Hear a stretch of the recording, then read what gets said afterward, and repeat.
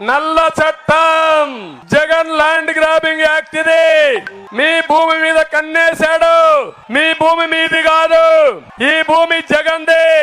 ఇప్పుడు ఈ చట్టాన్ని మీ అందరి ముందర దగ్ధం చేస్తున్నా. చాలా గట్టిగా ఉంది ఇది.